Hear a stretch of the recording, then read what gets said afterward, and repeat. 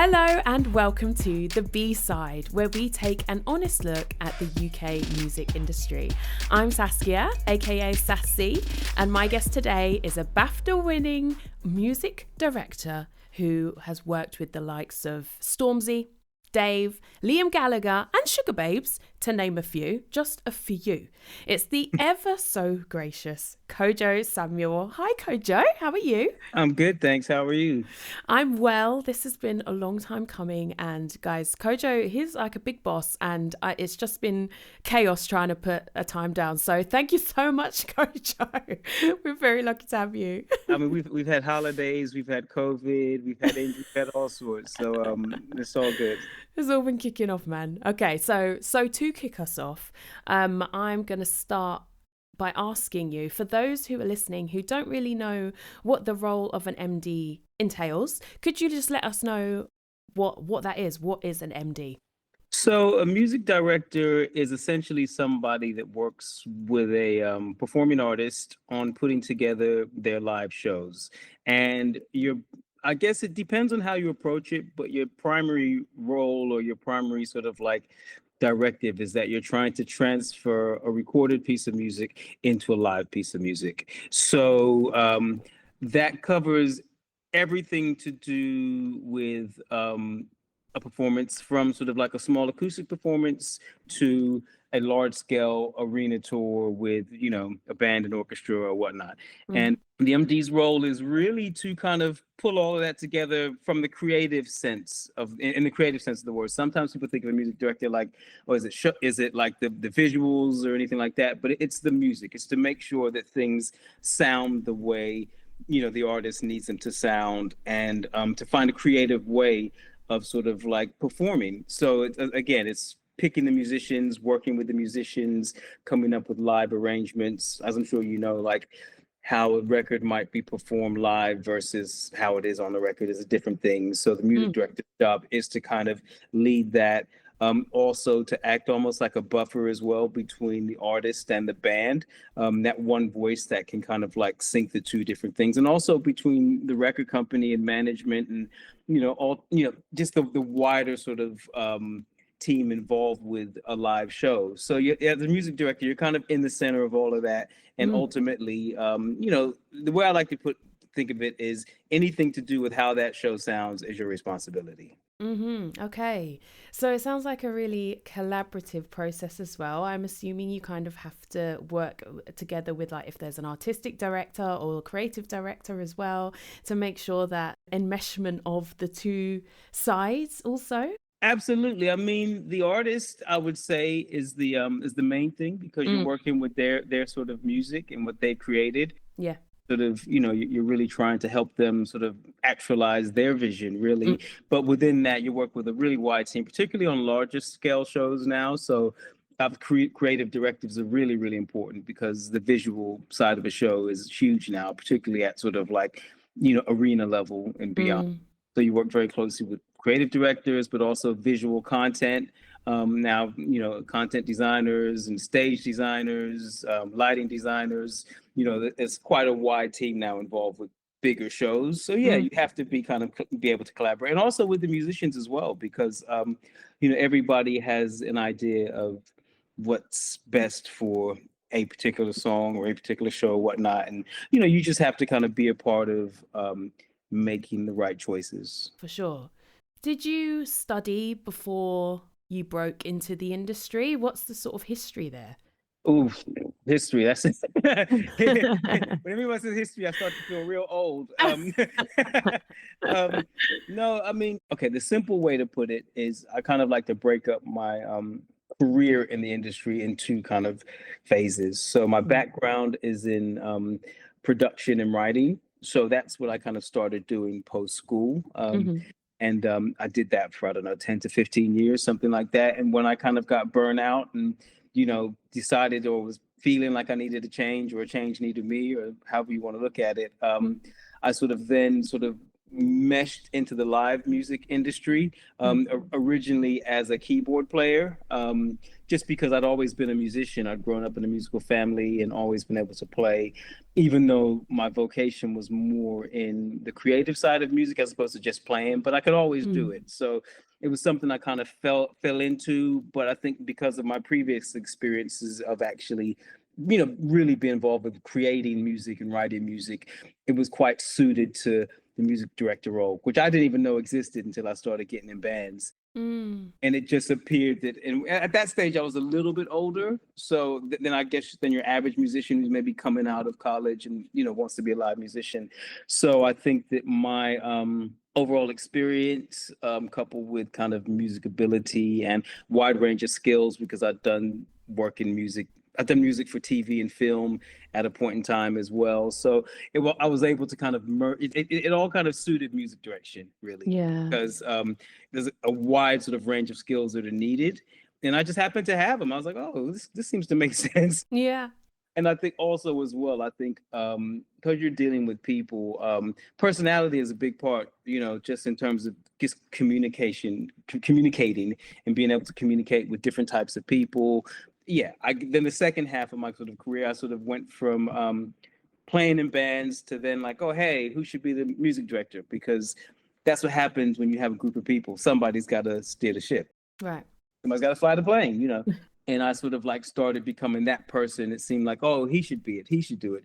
And I wasn't really interested in doing it, but I started doing it and kind of had a knack for it. And it just took off exponentially from there. So the second half of my sort of career in the industry has been just as a music director, originally sort of playing in bands and music directing. But then quite quickly after sort of doing that for a few years, I sort of gravitated to an out of band MD position, whereas I don't play in the bands I MD anymore. I haven't played in the band in like 14, 15 years or something like that. I can barely play anymore, which is terrible. But I'm sure that's not true. I promise you it is. Trust me. I promise. But no, I sort of like, I work from outside of the band. And I think that what I do now is very much like producing a band, in my opinion. So it's a similar sort of bringing those production skills into the live music sort of arena, because there's lots of sound design and sound details and engineering, as well as the sort of creative side of things that really important. So yeah, that's how I kind of got into it. I would say I kind of fell into it, but I was fortunate to have a wide enough skill set that I could sort of like, I had transferable skills that meant that, okay, I can kind of move into this, and it kind of made sense for me. Yeah, it sounds like a really organic progression into the role. And I quite like that, because it's not like you started out going, this is what I want to do and this is how I'm going to get there. It's literally like, I'm doing my thing, I'm having a good time, and just being open. And I think that's a really nice, encouraging thing to keep in mind. Well, I think that you have to be open in life in general. Do you know what I mean? I think you really have to be open to, life is about the unexpected, and I think particularly in music, if you're, music is a changing landscape all the time. And I think that if you're going to do it over a long period of time, like I've been in the industry, like, 30 years now, something like that, minimum. So it's like, does not look it, everyone. Just saying. All right. Just saying. It's been good to you. Well, I don't know about that, but yeah, but if you're going to do something for a long amount of time, it's very likely that you're going to have to make changes. You're going to do different things. And I think that I've been really fortunate in that I've been able to do that within the industry that I'm involved in, but a lot of people, it's normal. They change careers, it happens, Yeah. But I think it's important to be open to those changes, and and it's exciting. I think that it can kind of reinvigorate you. As I said, I think that I didn't have this plan, but when I did sort of like fall into it, I'd probably had enough of some of the things that I was doing before. And I've learned to over time follow my instincts and go with what feels right, because I feel like if it doesn't feel right, why are you staying there? Why are you doing it? It's like you only have so much time on the planet, and you're not promised another second.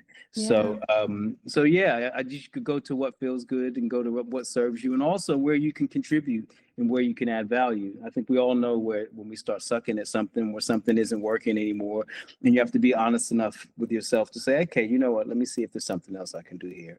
Yeah, for sure. I think that's great advice and something that everyone can relate to, whether you're in music or not. Just do what feels right if you can. Absolutely, absolutely. And you have to be prepared to take risks as well. I think that's the other thing Mm, as well. You have to be optimistic. I mm, think that you sometimes you could be like, it's ironic. I've been way more successful doing what I'm doing now than what I was doing before. And if yeah. I wouldn't enough and if I wouldn't have taken the risk to do it, I never would have found it. And I've had that with projects I've worked with, even within this sort of like space. You take a risk. Somebody says, you want to do this, you want to do that, and sometimes it might be outside of your wheelhouse or outside of your comfort zone. But I think it's important to stretch yourselves and try and find new things to be inspired about. Totally. So, what does your day to day as an MD look like? Obviously, you're kind of working across so many different things. Like, how do you prioritize? How, like, what's going on right now? Um, I mean, it's really interesting. I think it depends, like how busy you are at a particular time. Yeah. I think that I'm used to working for myself. I've never had a job. Not that that's a good or bad thing. I don't know. I've always worked for myself or had my own business within music. Yeah. So I'm used to sort of like managing my time. But ultimately, as an MD, you will go from project to project, depending on the project you're working on. That will sort of like have an impact on what your involvement is. So some artists, um, there's a lot to do. Some artists, there's a little bit less to do, and it depends upon the task. If you're building a show for a tour, building a show for a festival run, sorting out promo, TVs, whatever it is, you will have a schedule that's based upon what you're doing with that artist. I can usually do maybe, I would say 2 to 3 artists. I would say 2 to 3. I would say high level artists is like the max you can do at one time, in my Mm, opinion, without something suffering. Um, and ultimately, what that is it's just it's scheduling. So it's rehearsals. You're scheduling your rehearsals. You're scheduling when there's performances, when there's things happening. And as an MD, when you sort of like once the band is set up and once the band is sounding good and you have a show and whatnot, you then might sort of step away, and that's when you get involved with another project. mm. So you're not with an artist, 300 days of the year or whatnot. But again, if it's an artist that some artists like to change the show a lot. Do you know what I mean? Some artists are always, every show they do is televised and they need additional help. So it's Yeah. like, how you kind of in and out. But it's just a question of diary management and trying to fill up your diary with things that you feel, that you feel you want to do. So Mm. I would say that's kind of it. Just scheduling and managing, maybe I'd say a few projects at a time. And when you're choosing like musicians to put in the show, are you doing it based off people you've worked before? Is it recommendations? Do you have auditions? Like, how does that work?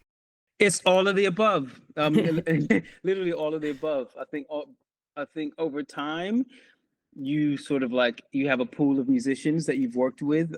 I've been doing it a long time now, so I know lots of different musicians. Mm, So there's people that you like, there's people that you kind of gravitate towards, but it's also very much gig specific. mm, So what I mean by that is, there might be one musician or two musicians that are perfect for one artist, but completely wrong for another. So yeah, you have to have a pool of musicians that you sort of like, I would say, put together over time. I keep kind of files of people that I know, and just, as I said, just in the scene, just knowing people. But then, as well as that, if a project comes along, which is maybe something a little bit different, something I don't know, I might not know that type of musicians. I put together auditions. mm.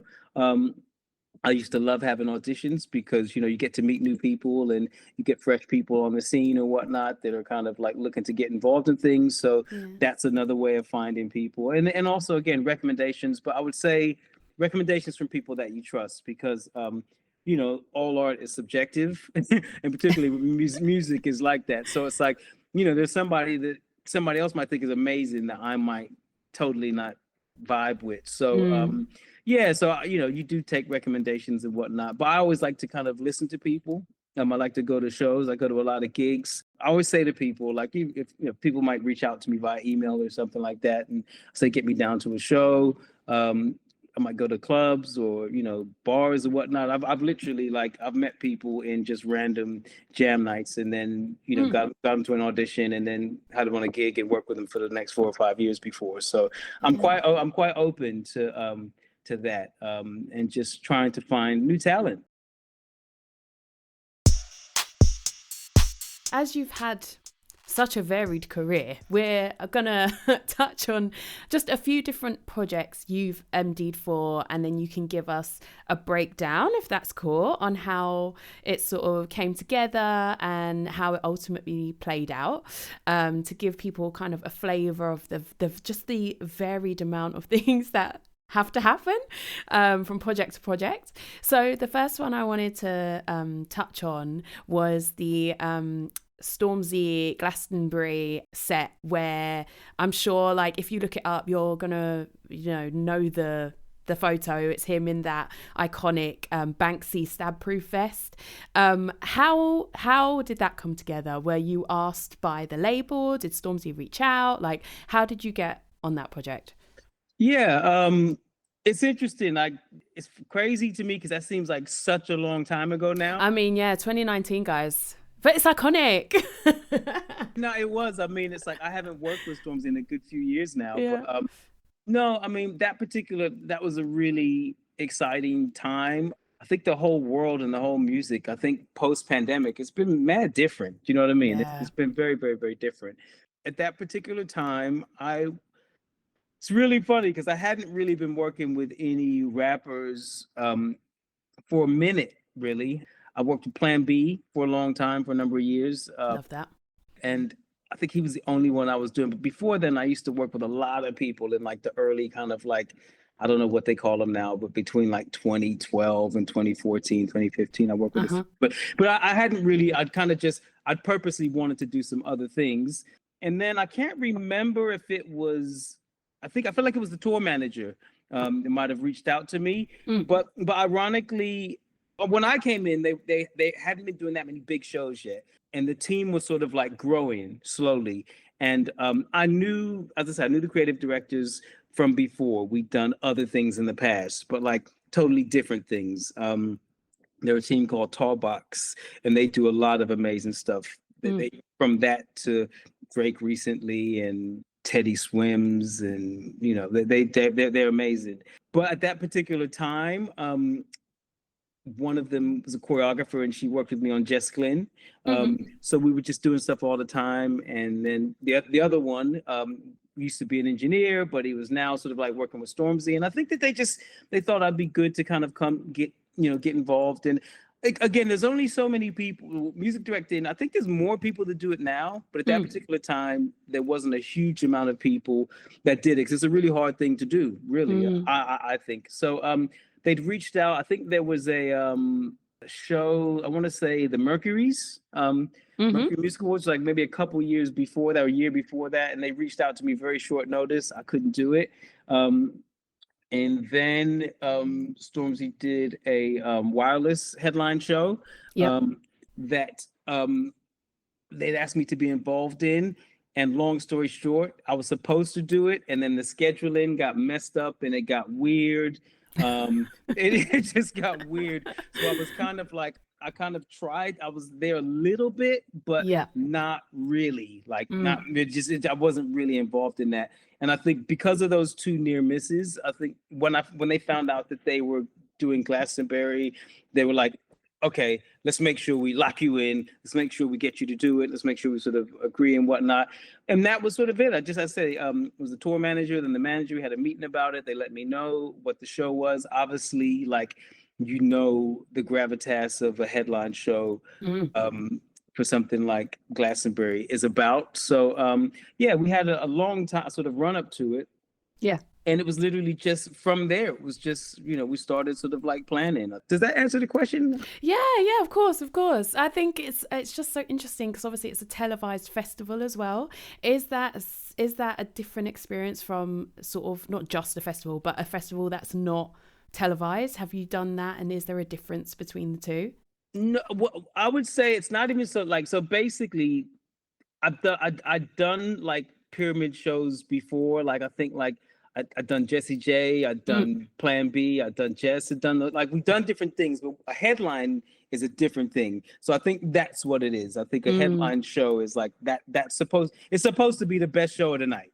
You know what I'm saying? It's supposed to be the bomb. So it's like that sort of like brings a different attention to it, and that brings a different scale of what it is, or in terms of ambition of what everybody's trying to achieve. So we all put a lot of sort of energy and sort of like heart and soul into trying to, put together something that was really unique. The creative was amazing in terms of what Callbox wanted to do. And then my role was to kind of like, work with them on how does that work with music, and you change things here and you change your set list here, you change, you just move things around until you come up with a show, but it is different. I think it's not so much of it being televised. I think it's more just the scale of the show, particularly that show had, I think it had a cast of about 120 or something like that. So in addition to just sort of, it's not just like a band playing, it's like, you know what I'm saying? It was like choir and, there was like kids on bikes, there was like dancers, ballerina, like the scale of it was so big.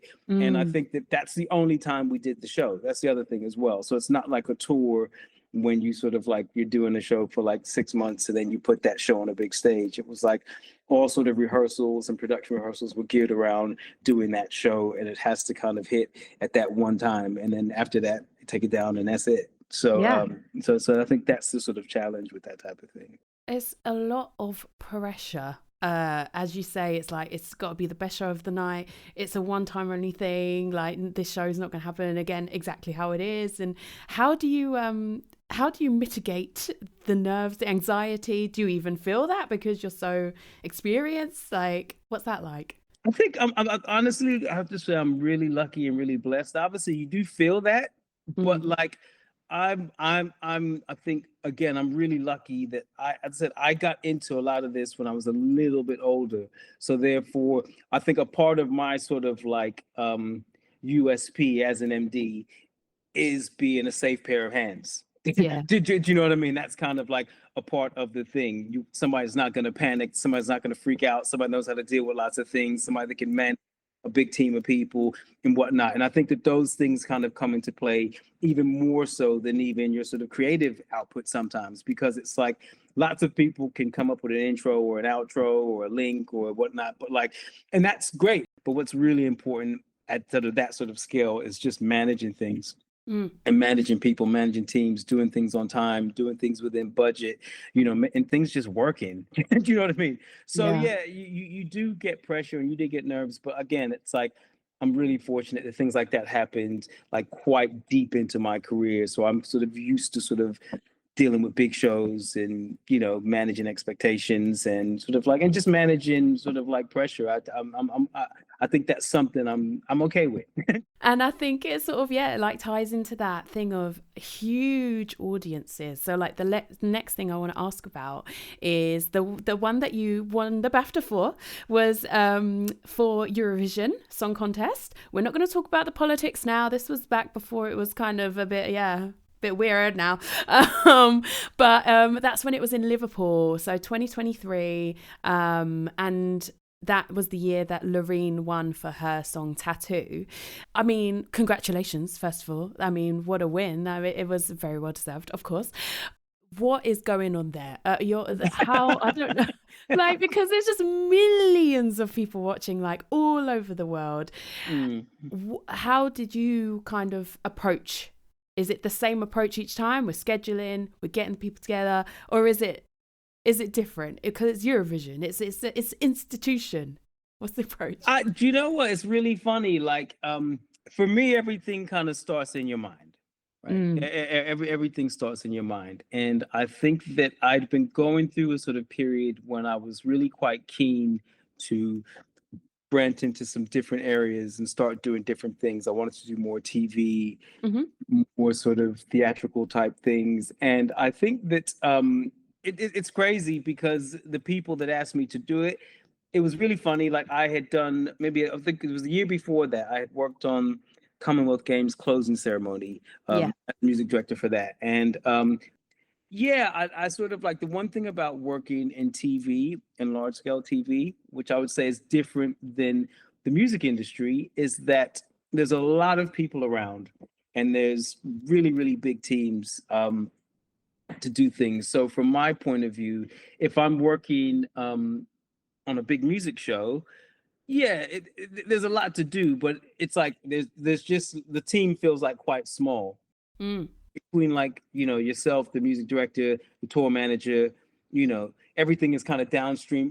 Lighting director, content, but everything is downstream from that. If those three or four elements are really tight, everything else can kind of flow from it.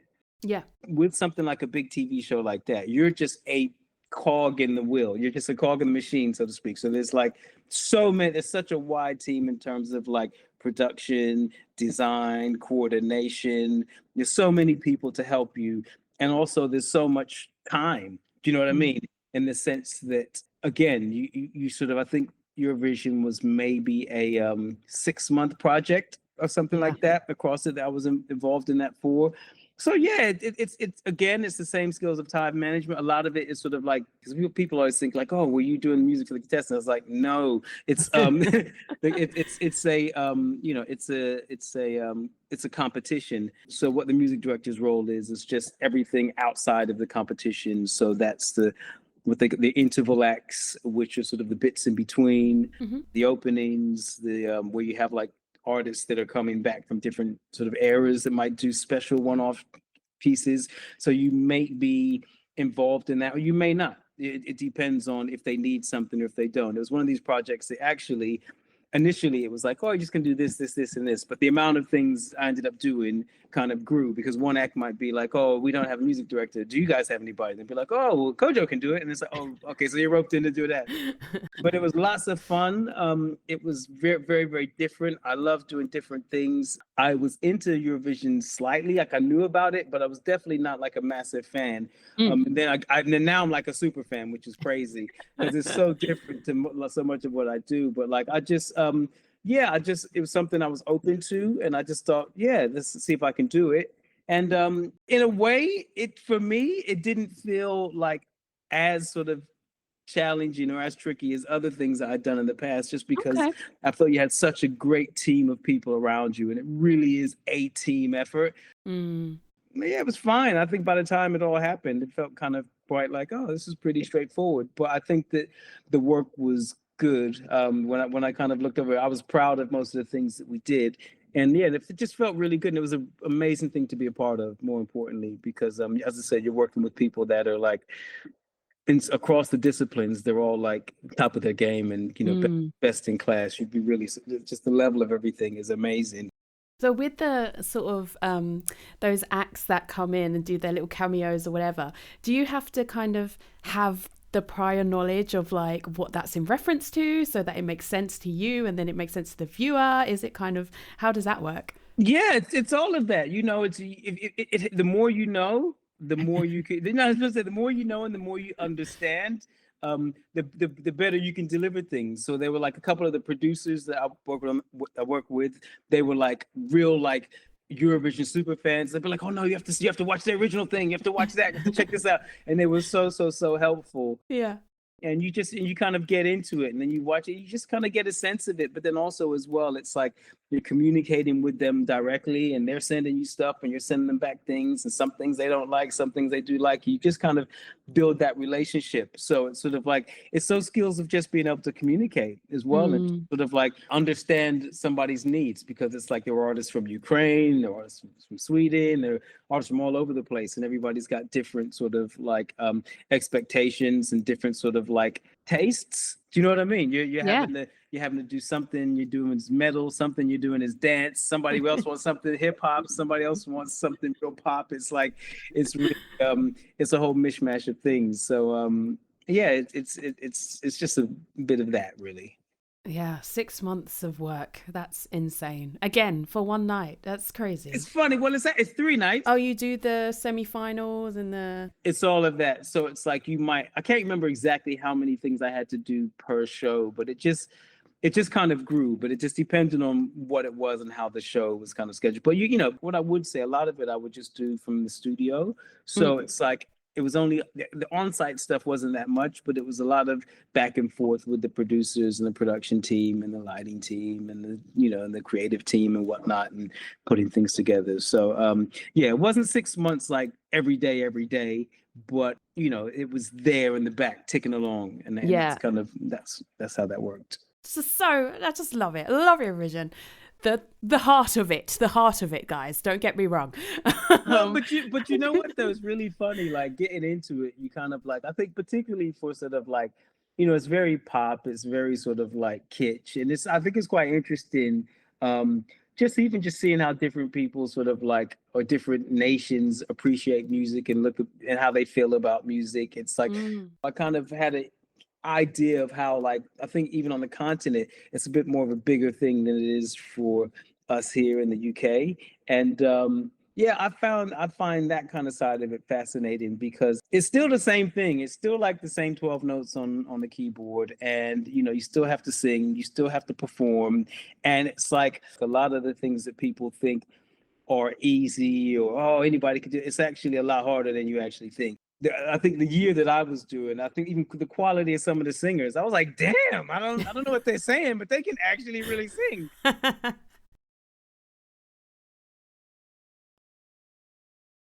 I like the difference, because it's like, I guess even moving into the live music industry, and I think one of the first things I did was like Sugababes. Like the things that I had done before that, like the idea of doing that type of a pop thing was almost like, you know, like, no, you would never. Oh my God, you never do such things. But I think that you just learn that you have to kind of be open-minded and appreciate that, you know, sometimes when lots of people like things, maybe it's you. Do you know what I mean? Yeah. Like I've been in that scenario where it's like, you're so cool and you're so hip, but then there's only you and like 15 other people in the club that you're playing in. So it's like, maybe like the other thing is actually really good. So I like to try and figure out what it is that people are kind of attracted to in music and the things that people like. We live in this kind of like world now where it's like, there's the music business and the entertainment business, and sometimes people conflate the two, but they're very different. And I think there's a lot of music artists that I see them as entertainers. I don't see them as musicians. If I thought of them as musicians, then I'd be going crazy, because that's not actually what they're good at. But you can't necessarily, if people are entertaining and people enjoy them, you have to, you know, what gives you the sort of right to sort of deny somebody else that space, you know? Are there any that you want to mention that you're? I mean, but it's all subjective. So you can take it, you can throw it in the air, and it's like one man's music is another man's noise. It's true. It's so true. It's totally subjective. So London, New Year's Eve, crazy. So for people who don't know what I mean, New Year's Eve, you've got the fireworks, televised, and it's always on the London Eye sort of strip. Right? Yeah. And so how does that come about? Because from what I understand, isn't it more like a kind of pre-recorded thing synced up with the fireworks? Like, what's the approach there? Yeah, that's exactly what it is. So yeah, there's a running theme here. in that I got like as I said, in the past few years, I've really tried to kind of broaden my horizons and been really open to doing different things. I think one of the important things, like we started talking about Stormzy Glastonbury, and that was a very theatrical type of show. And there was a lot that was involved in that type of show that I would say is more than just music. What's really important to me is storytelling. And when you're putting together a show, it's not just about, you know, you're not just performing songs. Do you know what I mean? It's kind of like you're trying to, you're storytelling. So whether you're storytelling over 3 minutes, that's what you might do in a song, or you're storytelling over 90 minutes, that's what you're doing over a show, or you might be storytelling over 15 minutes. It's about how you drive the arc of a show and the arc of a performance. And all art is about drama. So it's about how do you get people to feel something emotionally in what you're kind of, you know, in what you're trying to create. So that's always been my approach to shows, and to even just regular live music shows. So the way I look at it is like, if I'm doing a 45-minute show at Hoxton Bar and Kitchen, I want to take you on a journey. I want you to feel like for that 45 minutes, you're doing some, doesn't matter if it's an arena or not. And I think that sort of like you feel that. You feel something when you've gone to a good show. You don't always know what it is. It's like there's just something, you get a different feeling from going to a good show. So that's always Yeah. been important to the way I've kind of worked with shows. And what that's led to is a close sort of association with music directors and other types of creatives. And I've tried to sort of naturally sort of gravitate to more things outside of just music that can sort of like where I'm sort of creatively music directing as well as just like, it goes like this, 5, 6, 7, 8, and here's a hit, here's a hit, here's a stab, here's a breakdown. Like I'm trying to do a little bit more. Just Yeah. I was approached by a creative director who said that we're looking to do something different for the New Year's Eve fireworks display. We'd like to bring you in or get you involved in the creative process. And I was like, hey, why not? Sounds great. You know what I mean? And then ironically, it was a recommendation from a lighting designer who I've worked with a lot over the years, a guy called Tim Routledge, who I think I worked with him on Eurovision. I'd worked with him on Stormzy. I'd worked with him on tons of things. He's one of the best lighting directors in the country. He put my name forward, and long story short, it's a soundtrack. It's ultimately pre-recorded soundtrack that's just put together. But again, whether you have a band involved or whether you're using pre-recorded music, it's the same thing. It's storytelling, it's narrative, it's putting something together in a way that creates drama. So with the New Year's Eve medley, I was brought onto a team. There's a soundtrack team called On the Sly who were already doing it. They'd done it for a number of years. I was just brought in to kind of work with them and the creative team that's involved, Identity, to help bring something different. I think and I don't know what that different thing was, but it was just to be another voice in the room, I guess. But it's a very collaborative effort. That is, and ultimately the task is to put together a 10, 12-minute medley of music that represents London. It's the Greater London Authority that puts it on and the mayor that puts it on, and it's a showpiece for London. And the themes, within that, there's storytelling. You think to yourself, oh, that's just a bunch of songs thrown together. but it's about things that represent. The theme is usually to do with togetherness, connection, love, unity, all of that. And it's about how you can showcase that through the songs you choose and how you put it together and how it flows. And it's actually quite complicated in the sense that London's a big place. You have people of all ages, all ethnicities, and you're trying to cater to every single one. So it's like if you have too much new music, the older people are going, what the hell is that? I've never heard of that before. You have too much old music, people are like, what the hell is that? I've never heard of that before. You have to have things that everybody knows instantly, which is, what they call the bangers, which is even harder these days because we live in these sort of silos to whereby it's not like back in the day when everybody knew a Madonna song, everybody knew whatever. It's like there might be an artist that to you is dope. Do you know what I mean? I might like Dijon or McGee, but somebody else might not even know who the hell that is. Yeah. So it's like, so you kind of have to kind of find the balance of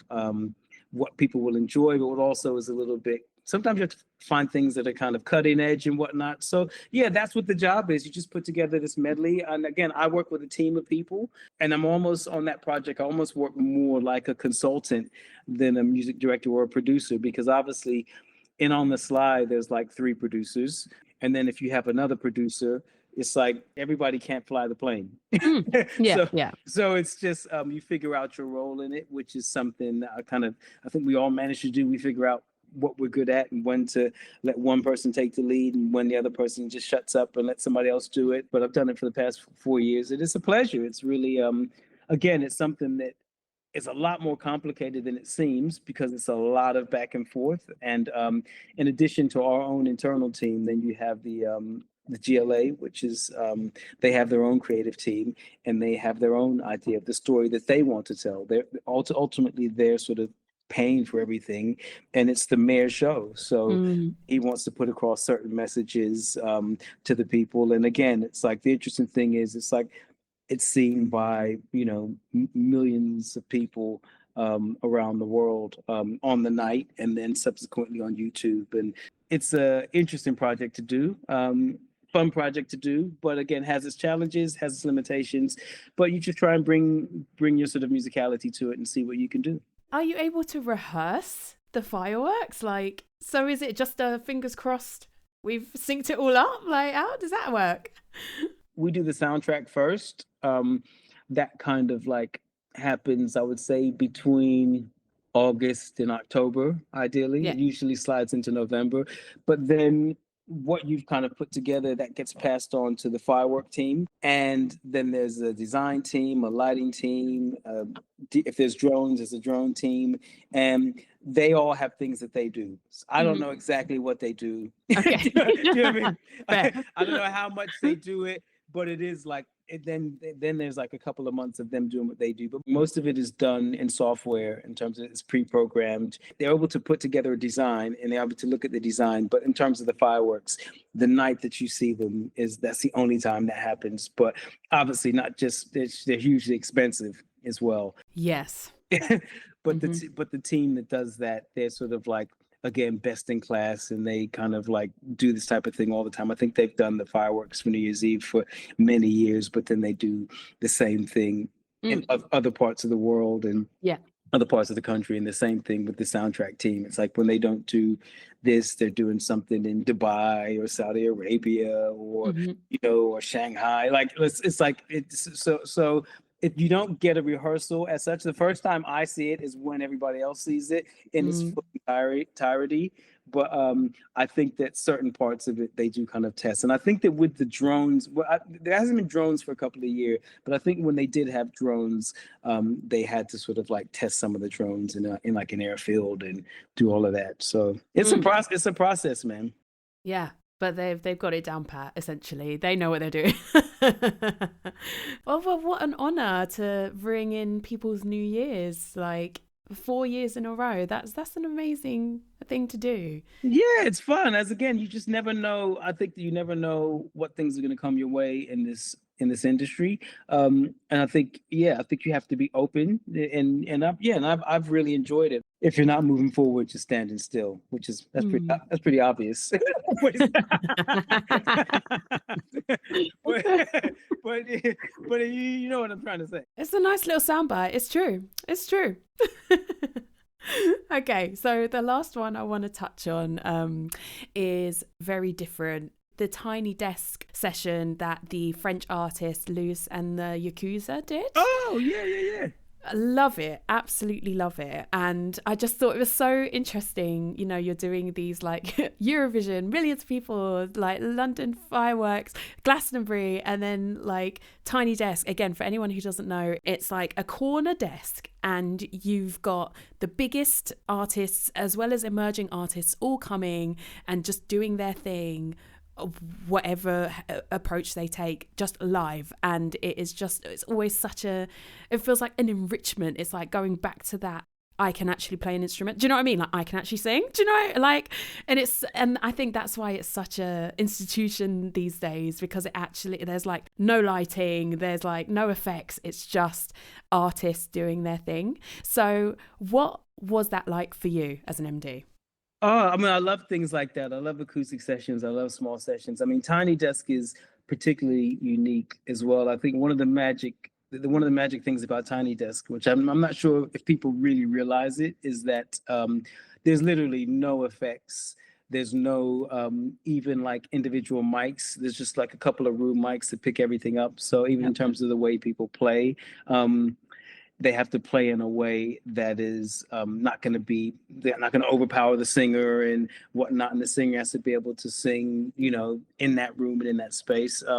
Our one was actually a little bit different because it was during the pandemic. So we were allowed to do a little bit more, but we kind of followed the same ethos. And I really loved that particular project and that artist. She's an amazing artist, a lovely woman, super talented. And ironically, I think things like that, there are times when you kind of have to kind of just let go a little bit. You have to kind of like, it's really about making sure that there's structure. If I recall back to that, it was like set list becomes really important and flow becomes really important because, you want it to feel like a piece. It's like you get 20 minutes and you want that 20 minutes to feel like a nice journey. Do you know what I mean? But from a musical perspective, it's kind of like it's more about subtlety and also just letting the musicians do their thing. Do you know what I mean? It's not like I don't remember sort of like over engineering or over sort of like arranging that to any degree. Just trying to be really tasty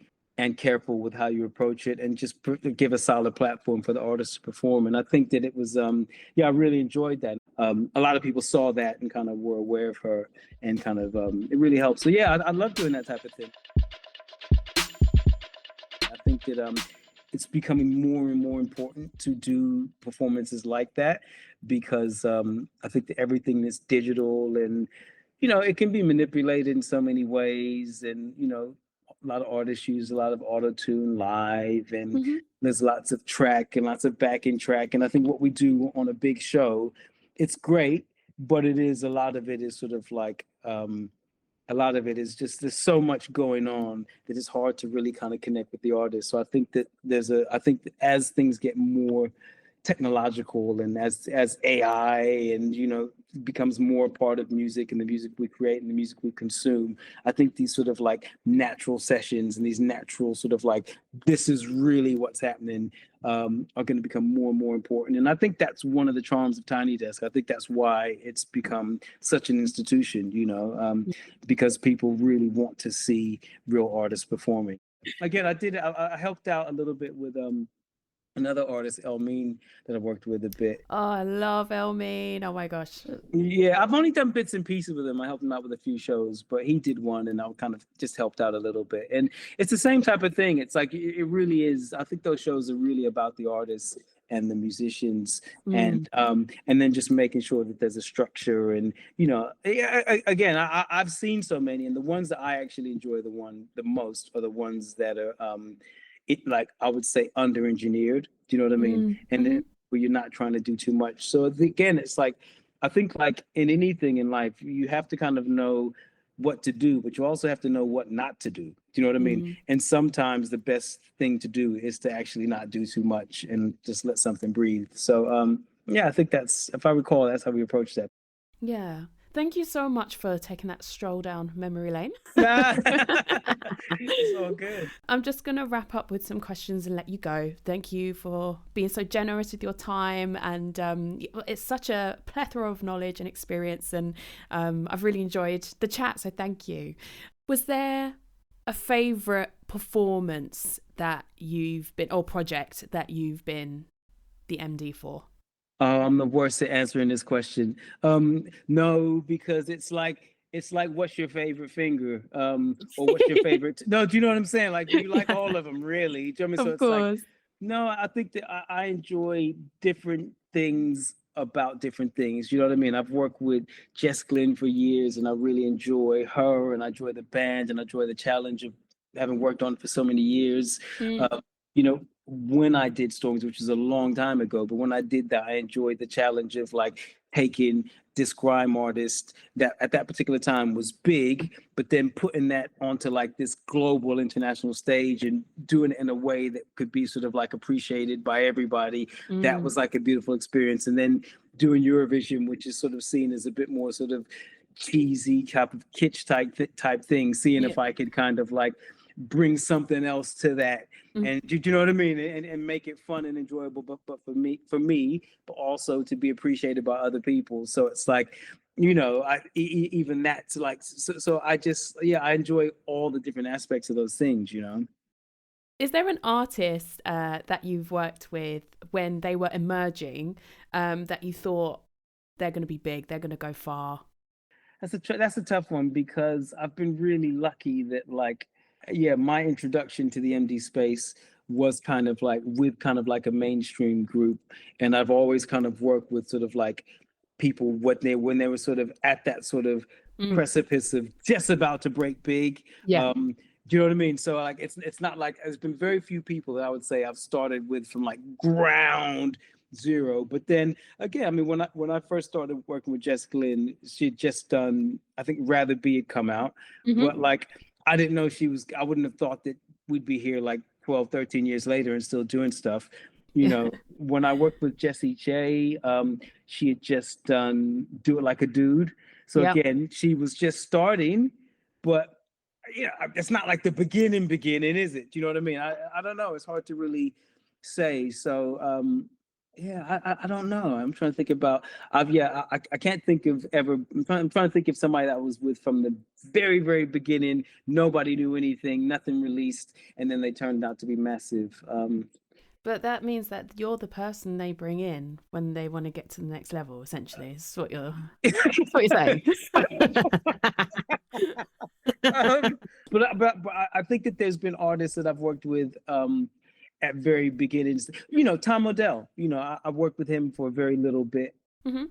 In the beginning of his career, I didn't know he was going to be as big as he. But then it's interesting because he's more of a band type of artist, so it's not like the things I helped him with in the beginning were just like finding musicians, putting together a few people. It wasn't like I was like putting together his show and all across it like that. But but that is somebody I remember when they didn't have released a record and then they're now like a big artist. Yeah, I mean, like with streaming, you're working with an artist who's massive on a streaming platform, but has basically zero or very little live performance experience. Does that happen more now than it used to? Oh, absolutely. But I think that we're seeing a divergence, do you know what I mean, in sort of like the actual industry. So I think the live music industry is very different than sort of like the recorded industry. And there's a lot of artists now who are big live artists that maybe aren't as big studio artists, you know what I mean?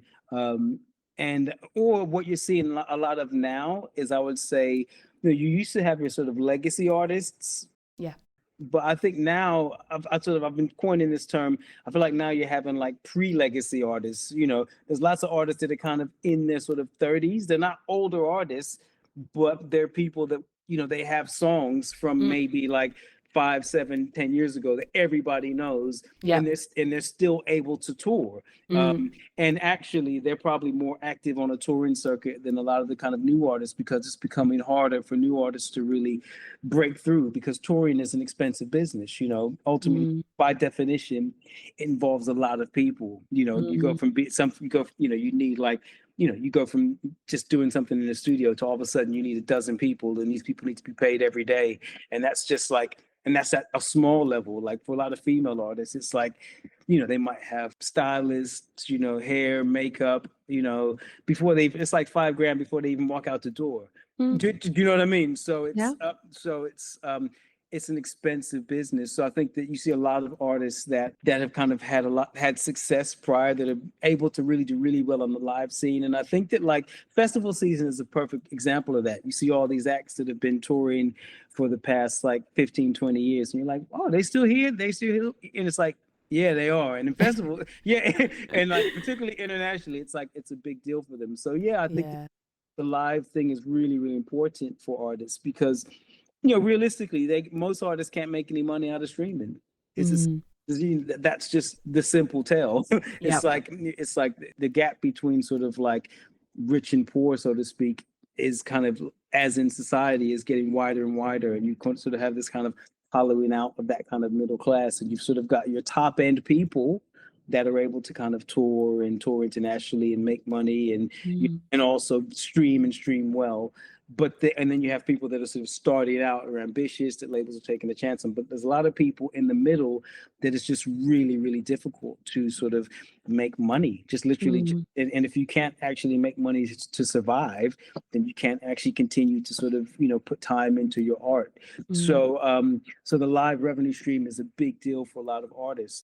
The streaming model just doesn't really sort of like serve artists. No. And I don't think it's going to change either. So no. And we could do a whole podcast on that. That's a whole other. Yeah. That's a whole other. That's a bonus. Absolutely. Are there any projects you're working on right now that you can tell us about? I'm just about to start working with Lily Allen. Sorry, I stopped breathing. Oh my God. Oh, you Please like that? Continue. You like that breakup stuff, huh?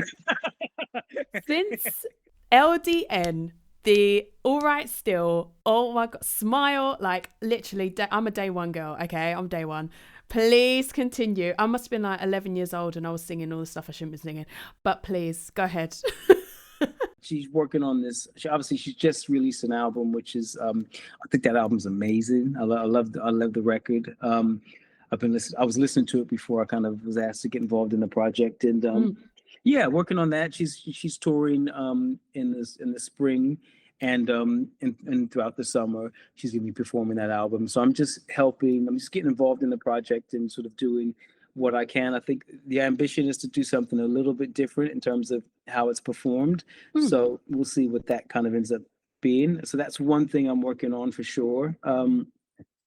I've also last year I was involved in a musical.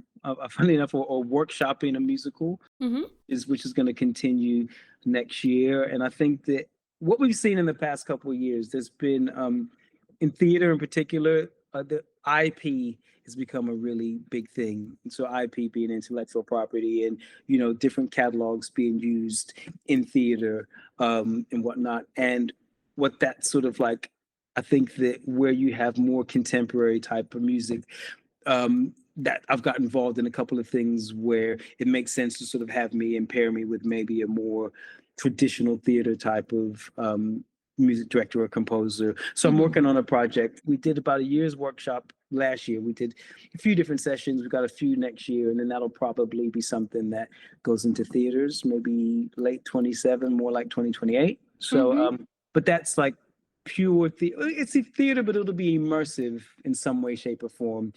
Yeah, last year I did a couple of immersive type things. So that's becoming more of a word and more of a space that I'm kind of been getting involved in. So, again, you're creating shows, you're storytelling, you're doing all that, but now everybody wants you immersed in it. Yeah, it's got to be around you. Yeah, it'll be around you. Yeah, yeah. At this stage of life, I just like doing things with good people. Do you know what I mean? I just like spending my time with nice human beings and warm people and people that are, nice to be around and do different things. And I love working with them. So yeah, that's something else. And Jess Glynn as well. I mean, she's always doing something. She loves performing, loves doing bits and pieces. And I'm not exactly sure what she's going to do this year, but I'm sure we'll do some festivals and some shows and whatnot. So yeah, that's all I've kind of got lined up between now and sort of like, I'll say July, August, and then we'll see where we go from there. I just love it. That's all I've got lined up, just massive things. Well, I feel like I'd love to, I've got space for one or two other things. I did some TV last year. I was working on The Masked Singer.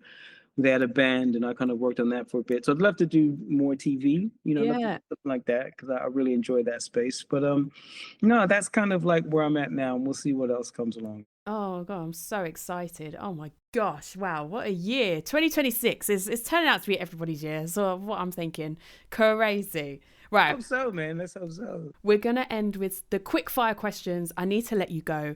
So do you have a favorite memory or pinch me moment in your career? Oh God, pinch me moment in my career. So many. Do you know what I mean? So many. Yeah. God, I think maybe when I was playing, do you know what I mean? Maybe when I was playing as when I was a keyboard player, and I remember doing a stadium. I think when I was doing Sugababes, and I remember doing a stadium show, and first time doing that, and you're looking out, and it's like 60,000 people or 70,000 people or something like that. Oh, actually, do you know what we did? We did a show at the Berlin Wall. Oh wow! With Sugababes years ago. So yeah, I remember we were playing at the top of the Berlin Wall, and there was I think it was like 1 million people at Brandenburg Gate. So yeah, that's definitely one that kind of like I was like, oh damn, okay. Yeah, that gives me goosebumps. Yeah, I remember that sea of people. So yeah. Wow! Oh my gosh! Yeah, that is a good one. Has your perspective of the music industry changed from when you started out to now? Oh, 100%. I would say it's changed several times and is constantly changing. Yeah, I think the simple answer is yes, very much so. Again, I came into it as a sort of, as a creative and a writer, as a producer, and and I'm now sort of like I do something different. I still produce and I still create things, but I work in a more of a sort of a different type of role where I'm more of like a somebody that oversees things more in a kind of like, different type of role. And I work across different disciplines as well. So yeah, but it's constantly changing. I think it will constantly change as well. I think that's the thing that, the world has changed so much from when I first started making music. It's crazy, like the technology involved with how we consume things and how we experience things is just changing constantly. So I think it's ever evolving, and I think it's important that we always stay abreast of the changes and try and move with the times. So what advice, you've already given so much advice about just how to kind of approach the next project and how to kind of center yourself when there is a lot of pressure. Do you have any other advice for listeners who would like to eventually become a music director like yourself? I think first and foremost, know your craft. Do you know what I mean?